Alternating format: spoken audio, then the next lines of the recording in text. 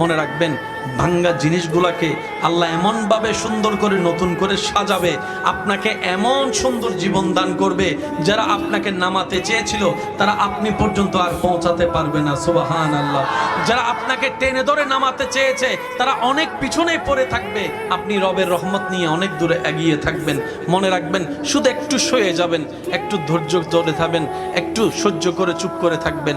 যত সইবেন তত পাইবেন, যত সইবেন তত পাইবেন। কোনো আফসোস নাই, কোনো আপত্তি নাই, কোনো হা হুতাশ নাই। রবকে শুধু এতটুকু বলবেন যখনই মন খারাপ হবে, সিজদায় মাথাটা ঝুঁকিয়ে, ইয়া রব, আমি যা পেয়েছি কোনো কিছু পাওয়ার যোগ্যতা আমার কাছেই নেই, সব তুমি দয়া করে দান করেছো, সব তুমি দয়া করে দান করেছো।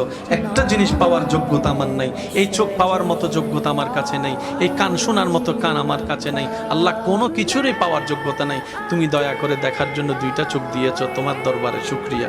সুবহানাল্লাহ।